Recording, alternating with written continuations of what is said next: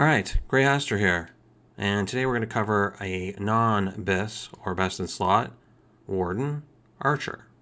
And we're going to go over all the different features, class features, powers, etc. which you'd be using. But again, this is non-BIS, but many of you had asked for an archery build, so here we go.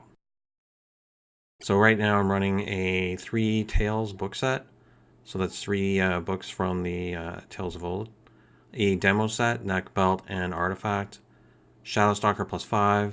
The Ebonized Ring with +3 damage for ranged. The Ebonized Chest. Boots for +3 at-will damage. The Burnished Weapons. And the Primal Arms. Now, I mean, as I said, it's not BIS. There's many other choices that can do similar things or similar combinations. It just so happens that this is the way I've put mine together. But obviously you can choose other options. Alright, let's look at the feats.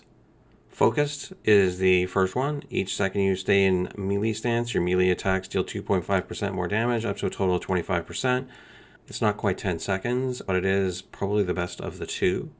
And we are going to be staying in a ranged stance. The second one is Storm Recovery. Using a ranged encounter power reduces the other ranged encounter cooldowns by 3 seconds. The third one is Storm Conduit. The final hit of Electric Shock marks the primary target with Storm Conduit for 10 seconds. Storm Conduit causes enemies that are struck by another one of your lightning-based attacks to deal 10% of the original damage taken to all nearby enemies, including themselves. Storm Strike, which is a melee power, does not trigger this effect. Skirmish Gambit. Your critical strike is reduced by 3,000, but your critical severity is increased by 30%. And lastly, Enhanced Conductivity. Call of the Storm now enhances your weapon with an additional 50 magnitude damage boost. Class features. There's basically 2 loadouts that you're going to go with. One is going to be Seeker's Vengeance. When you strike a foe from behind, your attacks deal 10% more damage. Bladestorm. When dealing melee damage, gain a 20% chance to deal an additional 10% of your attack's damage in an area around you. Single target. You're going to preferably run Seeker's Vengeance because you're going to move behind the target. When it's more of an AoE situation, doing trash mobs, you're going to choose Twin Bladestorm. Anytime you hit more than 2 enemies, deal an additional 8% damage.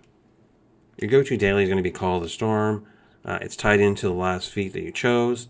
So when you raise your weapon to the sky, causing it to be struck by lightning, dealing damage to nearby enemies with a magnitude of 330. It also gives the additional action of Lightning Enchanted Weapon and the added effect that your attacks gain a single additional lightning strike. When it comes to at-wills, basically your go-to is going to be Electric Shock. The only time you are not going to be using this is if you're down to a single target, in which case you could probably use Rapid Shot. It's a higher magnitude. Again, you would probably switch back to Electric Shot if you're actually going to use your daily. But otherwise, using Rapid Shot will actually probably get the job just done a little bit faster. Encounter powers. So you're basically going to have 2 loadouts when it comes to encounter powers. Now, the theory is, especially when it comes to melee, that the higher the magnitude, the more likely that encounter power is going to be the one that's going to be in your slot. And that is true when you get 2 of the encounter powers that we're going to be loading up, and those are going to be ever present in your loadout. Constricting Arrow, which has a cast time of 0.5 seconds and a cooldown of 13.8, magnitude 400, and it also has the added effect of Strong Grasping Roots, which gives us a DOT. The second one, Binding Arrow, 0.7 second casting time, 16.6 seconds cooldown, and a magnitude of 550. Very, very, very powerful. Also added effect of Weak Grasping Roots, which creates a small DOT. The third encounter is going to be variable. It's going to be very situational. The 2 that I generally go with are Split the Sky. It's a casting time extraordinarily long of 1.5 seconds and a 16.6 cooldown. Lacerating the Sky, opening a storm in a large area. Periodically, a random enemy in this area would be struck by lightning. The magnitude is 120 per strike. And it also gives the added effect of slow.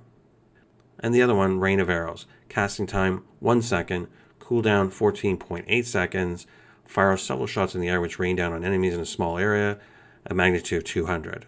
The one that you would think would actually go as your third would be Thorn Ward, 1.5 seconds, with a cooldown of 20 0.3 seconds. Huge.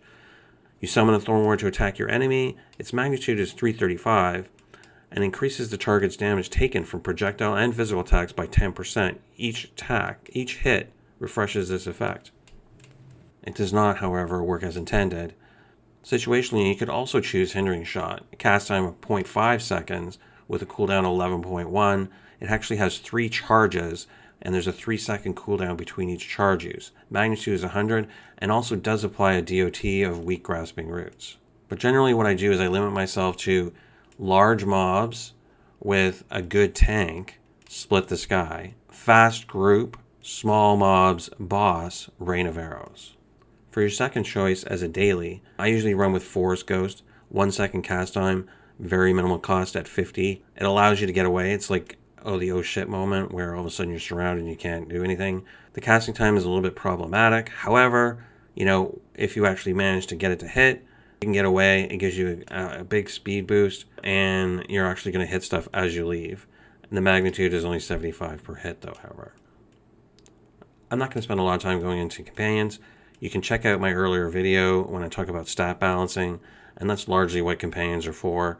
You want to balance your stats so that you're hitting the caps on all the ones as close as possible. Obviously, those change depending on the dungeon that you're actually in. So now we looked at our gear, our sets, our powers, our feats, our features. Let's end the stream with a little gameplay showing how a Warden Ranger would actually go through content.